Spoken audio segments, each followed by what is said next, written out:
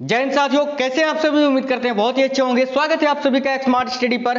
Biology के top 1000 question का series, बहुत ही अच्छे सिलेक्टेड क्वेश्चन है ये। पादप जगत के जंतु विज्ञान, वैज्ञानिक उपकरण, अभिक्रियाएं, सारा सब कुछ इंक्लूड है इस वीडियो में। एक भी क्वेश्चन को स्किप नहीं करना है, अंत तक देखना है। आप किसी भी गवर्नमेंट एग्जाम की तैयारी कर रहे हैं, चाहे वो एसएससी का कोई भी एग्जाम हो, रेलवे का कोई भी एग्जाम हो, किसी भी स्टेट लेवल की पुलिस की एग्जाम की तैयारी कर रहे हो आप, ठीक है, पटवारी, आर्मी, नेवी, सभी एग्जाम्स के लिए हेल्पफुल पे हैं ये। सारे क्वेश्चन एनसीईआरटी बेस्ड हैं। यही प्रश्न आपके जो है एग्जाम में देखने को आपको मिलेगा। अंत तक देखिएगा, एक भी क्वेश्चन को स्किप नहीं करना है। अभी डायरेक्टली हम लोग क्लास शुरू करते हैं। सभी साथी वीडियो को लाइक जरूर कर दीजिएगा। साथियों फटाफट क्वेश्चंस करेंगे ताकि वीडियो आपकी ज्यादा लंबी ना हो।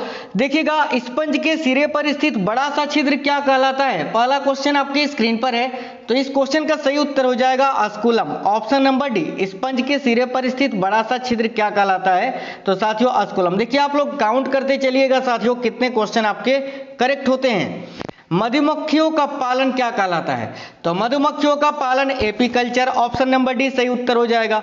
श्वसन की क्रिया संपन्न होती है किसमें, तो साथियों श्वसन की क्रिया जो है वो माइटोकॉन्ड्रिया में संपन्न होती है, option number D correct answer हो जाएगा।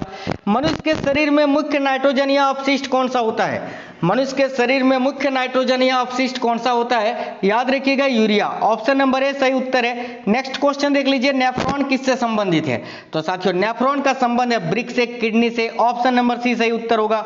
नेक्स्ट क्वेश्चन, निषेचन की क्रिया कहां होती है, तो याद रखिएगा निषेचन की क्रिया कहां होती है, अंडवाहिनी में, option number C correct answer है।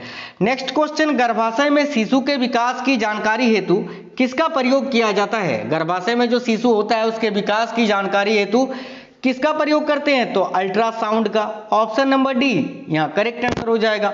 स्त्रियों की नसबंदी को क्या कहा जाता है, तो साथियों देखिएगा स्त्रियों की नसबंदी को ट्यूबेक्टोमी कहा जाता है साथियों, और पुरुषों की नसबंदी को वैसेक्टोमी। यहाँ ऑप्शन नंबर सी इस क्वेश्चन का सही उत्तर होगा। नेक्स्ट क्वेश्चन, भ्रूण के विकास के लिए निम्नलिखित में से किस अंग के द्वारा खाद्य की पूर्ति की जाती है, तो साथियों बीजांडसन याद रखेंगे, ऑप्शन नंबर डी सही उत्तर हो जाएगा। नेक्स्ट क्वेश्चन, निम्नलिखित में से कौन एक ग्रंथि नहीं है, तो देखिएगा इनमें से कौन सा एक ग्रंथि नहीं है, तो जठर, option number D correct answer हो जाएगा। आरएच फैक्टर का नाम किससे संबंधित है, तो याद रखना बंदर से, बंदर करेक्ट आंसर होगा। नेक्स्ट क्वेश्चन देखते हैं आगे, अगली ये रही, मस्तिष्क के किस भाग में भूख लगने व भोजन से दृष्टि की अनुभूति कराने के केंद्र स्थित होते हैं, तो साथियों हाइपोथैलेमस, हाइपोथैलेमस में, option number B correct answer हो जाएगा। अच्छा देखिएगा, मानव मस्तिष्क में बुद्धि का केंद्र कहां होता है, मानव मस्तिष्क में बुद्धि का केंद्र सेरेब्रम, सेरेब्रम को बुद्धि और चतुराई का केंद्र कहा जाता है। मानव शरीर की किन कोशिकाओं में सबसे कम पुनर्योजना शक्ति होती है, याद रखिए मस्तिष्क कोशिकाएं में। आगे देखिए, किस रुधिर वर्ग में दोनों एंटीबॉडी पाई जाती है, तो किस रुधिर वर्ग में दोनों एंटीबॉडी पाई जाती है, तो याद रखना ब्लड ग्रुप ओ में, option number D correct answer हो जाएगा। आगे देखिए, किस रुधिर वर्ग में एंटीबॉडी नहीं पाई जाती है, तो साथियों ब्लड ग्रुप ए बी में, जो सर्वग्राही होता है यानी यूनिवर्सल रिसीवर। नेक्स्ट क्वेश्चन आगे ये रही साथियों, देखिएगा मानव शरीर में लाल रक्त कण का निर्माण कहाँ होता है, तो याद रखिएगा अस्थि मज्जा में, जिसको आप बोलते हैं बोन मेरो। नेक्स्ट क्वेश्चन, शरीर में लाल रक्त कणिकाएं कितने दिनों तक जीवित रहती हैं, इस क्वेश्चन का सही उत्तर हो जाएगा 120 दिनों तक। आगे नेक्स्ट क्वेश्चन देख लीजिए, लाल रक्त कणिकाएं किस नाम से जानी जाती है, तो साथियों एरिथ्रोसाइट्स के नाम से, और सफेद रक्त कण ल्यूकोसाइट्स के नाम से। यहाँ आंसर हो जाएगा ऑप्शन नंबर ए। आगे देखिए, जब कोई बाहरी पदार्थ मानव रुधिर प्रणाली में प्रविष्ट होता है तो प्रतिक्रिया कौन प्रारंभ करता है, साथियों देखिएगा इस क्वेश्चन का सही उत्तर हो जाएगा WBC, ठीक है, व्हाइट ब्लड सेल जो होता है ना, सफेद रक्त कण। आगे नेक्स्ट क्वेश्चन देखिएगा, लाल रक्त कणिकाओं का शमशान किसको कहते हैं, तो लाल रक्त कणिकाओं का शमशान कहलाता है प्लीहा, ऑप्शन नंबर बी सही उत्तर हो जाएगा। एंटीबॉडी का मुख्य कार्य किसके विरुद्ध होता है, याद रखिएगा संक्रमण के विरुद्ध, ऑप्शन नंबर बी। आगे, व्हेल के हृदय में कितने चेंबर होते हैं, तो व्हेल स्तनधारी होता है, तो व्हेल के हृदय में 4 चेंबर होता है। नेक्स्ट क्वेश्चन, सबसे विशाल स्तनपायी कौन सा है, तो याद रखना नीली व्हेल। नेक्स्ट क्वेश्चन आगे, लक्ष्य निर्धारण हेतु रडार तंत्र किसमें पाया जाता है, लक्ष्य निर्धारण हेतु रडार तंत्र किसमें पाया जाता है, तो साथियों इस क्वेश्चन का सही उत्तर हो जाएगा चमगादड़ में, बैट जिसको बोलते हैं इंग्लिश में। ठीक है। नेक्स्ट क्वेश्चन देखिए, अंडा देने वाला स्तनधारी कौन सा है? तो साथियों प्लेटिपस, ऑप्शन नंबर डी। सबसे बड़ी आंखें किस स्तनधारी प्राणी की होती है? इस क्वेश्चन का सही उत्तर हो जाएगा हिरण की, ऑप्शन नंबर बी। आगे, निम्नलिखित में से नियततापी प्राणी कौन सा है? इनमें से कौन सा प्राणी नियततापी है? तो याद रखिएगा चमगादड़, ऑप्शन नंबर सी सही उत्तर हो जाएगा। आगे, वह स्तनधारी जो खतरे के संकेत के समय गेंद के समान हो सकता है, याद रखिएगा कंकड़ चूहा। नेक्स्ट क्वेश्चन, बिल्ली की आंखें रात में क्यों चमकती है? तो साथियों टेपिटम लूसिडम के कारण, ऑप्शन नंबर डी सही उत्तर हो जाएगा। मानव का जैविक नाम क्या है? तो देखिएगा मानव का जैविक नाम क्या है? होमोसेपियंस, ऑप्शन नंबर बी इस क्वेश्चन का सही उत्तर हो जाएगा। आगे देखते हैं, निम्नलिखित में से कौन सा प्राणी स्तनधारी नहीं है? निम्नलिखित में से कौन सा प्राणी है जो स्तनधारी नहीं है? तो देखिएगा चमगादड़, व्हेल और मनुष्य तीनों स्तनधारी हैं, लेकिन मछली नहीं है, तो मछली इस क्वेश्चन का सही उत्तर हो जाएगा। आगे, स्तनधारी वर्ग का विशिष्ट लक्षण क्या होता है? तो देखिएगा स्तन ग्रंथियां होती हैं, 4 कोष्ठीय हृदय होता है और श्वेत ग्रंथियां भी होती हैं, तो ये सभी करेक्ट आंसर हो जाएगा ऑल। आगे, उल्टा या फिर उल्टी उड़ान भरने वाला पक्षी कौन सा है? तो याद रखना हमिंग बर्ड, और ये हमिंग बर्ड गुनगुन पक्षी यानी पूरे संसार की सबसे छोटी पक्षी भी है, याद रखना। आगे, सबसे बड़ा उड़ने में असमर्थ पक्षी जो सबसे तेज गति से दौड़ सकता है, याद रखिएगा ऑस्ट्रिच, ऑस्ट्रिच यानी शुतुरमुर्ग। आगे देखिएगा, नेचुरल सिलेक्शन का सिद्धांत किसने बनाया है? तो नेचुरल सिलेक्शन का सिद्धांत डार्विन ने बनाया था, चार्ल्स डार्विन ने। मधुमेह के उपचार हेतु प्रयुक्त हार्मोन इंसुलिन का आविष्कार किसने किया था? देखिएगा साथियों करेक्ट आंसर हो जाएगा एफ.जी. बेंटिंग ने। आगे देखिए नेक्स्ट क्वेश्चन, निम्नलिखित में से कौन सी व्याधि आनुवांशिक है? तो देखिएगा इनमें से कौन सी व्याधि आनुवांशिक है? तो हीमोफीलिया, ऑप्शन नंबर ए सही उत्तर हो जाएगा। अमरत्व का गुण किसमें पाया जाता है? देखिए सही उत्तर हो जाएगा हाइड्रा में। आगे नेक्स्ट क्वेश्चन, हाइड्रा का प्रचलन अंग क्या है? तो साथियों हाइड्रा का प्रचलन अंग है टेंटेकिल्स, ऑप्शन नंबर सी सही उत्तर हो जाएगा। आगे देखिएगा, पावोक्रिस्टेसस किसका वैज्ञानिक नाम है? तो याद रखना सिंपल क्वेश्चन है, मोर का। पावोक्रिस्टेसस किसका वैज्ञानिक नाम है? तो साथियों मोर का, पीकॉक, मोर, मोर करेक्ट आंसर हो जाएगा। डॉल्फिन किस में वर्गीकृत किए जाते हैं? तो साथियों डॉल्फिन को स्तनधारियों में वर्गीकृत किया जाता है, स्तनी करेक्ट आंसर हो जाएगा। आगे, निम्नलिखित में से किस जंतु में आंसू ग्रंथि नहीं होता है? तो साथियों याद रखेंगे सभी साथी घड़ियाल में, ऑप्शन नंबर डी सही उत्तर है। सबसे विषैली मछली कौन सी है? तो सबसे विषैली मछली इनमें से है पाषाण मछली, ऑप्शन नंबर ए। पौधों की आंतरिक संरचना का अध्ययन क्या कहलाता है? साथियों याद रखना शारीरिकी, ऑप्शन नंबर सी। आगे देखिएगा, खुजली का रोग स्केबीज का कारण निम्नलिखित में से कौन सा है? तो याद रखना कवक, कवक के कारण होता है स्केबीज। आगे नेक्स्ट क्वेश्चन, एथलीट फुट नामक बीमारी किससे उत्पन्न होती है? इस क्वेश्चन का भी सही उत्तर हो जाएगा कवक, ऑप्शन नंबर डी, कवक से ही एथलीट फुट नामक बीमारी होती है। प्रथम वियुक्त प्रतिजैविकी कौन सा था? तो साथियों प्रथम वियुक्त प्रतिजैविकी कौन सा था? तो पेनिसिलिन, ऑप्शन नंबर बी, जिसकी खोज करी थी अलेक्जेंडर फ्लेमिंग ने। आगे देखिएगा, वह उत्तक जो द्वितीयक वृद्धि के लिए उत्तरदायी है, साथियों इस क्वेश्चन का सही उत्तर हो जाएगा कैम्बियम, ऑप्शन नंबर बी। आगे देखिए, व्यापारिक कॉर्क किससे प्राप्त होती है? तो याद रखिएगा व्यापारिक कॉर्क कैम्बियम से प्राप्त होती है। सभी साथी वीडियो को लाइक जरूर करते चलिएगा और अपने सभी दोस्तों के साथ शेयर कर दीजिएगा। साथियों देखिएगा, किस पादप हार्मोन के छिड़काव से अनिषेक फल प्राप्त किया जाता है? याद रखना ऑक्सिन के छिड़काव से। आगे नेक्स्ट क्वेश्चन देखिए, कोशिका विभाजन में मदद करने वाला पादप हार्मोन कौन सा है? तो साथियों जिब्रेलिन, याद रखेंगे ऑप्शन नंबर बी जिब्रेलिन। आगे, कोशिका के भीतर श्वसन का केंद्र होता है कहाँ? तो कोशिका के भीतर श्वसन का केंद्र होता है माइटोकॉन्ड्रिया में। नेक्स्ट क्वेश्चन, दोषयुक्त वृक्क वाले व्यक्तियों के लिए अपवहन का उपयोग किया जाता है, इसमें निहित प्रक्रम क्या कहलाता है? याद रखना परासरण, option number C correct answer हो जाएगा। चेचक के प्रति टीकाकरण में किसका समावेश किया जाता है? देखिएगा, चेचक के प्रति टीकाकरण में जीवित प्रतिरक्षियों का समावेश किया जाता है, याद रखेंगे। पेचिश रोग के लिए उत्तरदायी प्रोटोजोआ कौन सा है? तो साथियों एंटमीबा, ऑप्शन नंबर ए सही उत्तर हो जाएगा। आंखों की दूरदृष्टि की बीमारी किसके कारण होती है? तो याद रखना नेत्र गोलक के छोटा होने से, ऑप्शन नंबर बी। सबसे अधिक आयरन किसमें पाया जाता है? साथियों सबसे अधिक आयरन जो है हरी पत्तीदार सब्जियों में पाया जाता है, जैसे कि पालक। नेक्स्ट क्वेश्चन, निम्नलिखित में से किस विटामिन की कमी के कारण मसूड़ों से रक्त आता है और दांत हिलने लगता है? इस क्वेश्चन का सही उत्तर क्या हो जाएगा? तो ऑप्शन नंबर सी, यानी विटामिन सी की कमी से।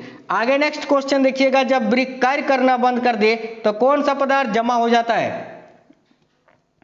इस क्वेश्चन का सही उत्तर क्या हो जाएगा? रक्त में नत्र जनित अपशिष्ट पदार्थ। आगे देखिएगा, कौन सा ग्रंथि इंसुलिन निस्तारण के लिए उत्तरदायी है? तो इंसुलिन का उत्पादन अग्नाशय से ही होता है ना, पेंक्रियाज ग्लैंड से। आगे देखिएगा, निम्नलिखित में से किस कोशिका में इंसुलिन स्रावित होता है? तो अग्नाशय ग्रंथि की बीटा सेल्स में, यानी बीटा कोशिकाओं में। ऑप्शन नंबर बी सही उत्तर होगा साथियों। मानव शरीर की कौन सी ग्रंथि एक साथ अंतस्रावी तथा बाह्यस्रावी दोनों ही की तरह कार्य करती है? तो देखिएगा सही उत्तर हो जाएगा अग्नाशय।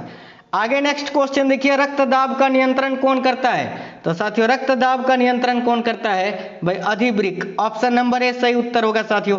जीवन रक्षक हार्मोन किस ग्रंथि से स्रावित होते हैं? याद रखिएगा, इस क्वेश्चन का सही उत्तर हो जाएगा एड्रीनल से। Option number A. आगे, कौन सा हार्मोन लड़ो उड़ो हार्मोन कहलाता है? तो कौन सा हार्मोन है जिसको लड़ो उड़ो हार्मोन कहते हैं? एड्रीनेलिन को। नेक्स्ट क्वेश्चन, निम्नलिखित में से कौन सा एक स्त्रीलिंग हार्मोन है? तो देखिएगा एस्ट्रोजन। ऑप्शन नंबर ए सही उत्तर हो जाएगा। निम्नलिखित में से कौन सी ग्रंथि आंसू स्रावित करती है? तो याद रखना लैक्रिमल ग्रंथि। Option number A. आगे नेक्स्ट क्वेश्चन देखिए, निम्नलिखित में से कौन सी ग्रंथि वृद्ध अवस्था में लुप्त हो जाती है? तो साथियों इस क्वेश्चन का सही उत्तर हो जाएगा थाइमस ग्लैंड, थाइमस ग्रंथि। आगे देखिए, निम्नलिखित में से कौन सी एक अंतःस्रावी ग्रंथि पीयूष ग्रंथि से स्वतंत्र कार्य कर सकती है? तो इस क्वेश्चन का सही उत्तर हो जाएगा साथियों परावटु ग्रंथि। आगे नेक्स्ट क्वेश्चन, निम्नलिखित हार्मोन में से किसमें आयोडीन होता है? तो याद रखना थायरॉक्सिन में। ऑप्शन नंबर ए सही उत्तर हो जाएगा। पिनियल ग्रंथि कहाँ स्थित होती है? तो देखिएगा पिनियल ग्रंथि जो है वो मस्तिष्क में स्थित होती है। आगे देखिए, प्रथम परखनली शिशु का नाम क्या था?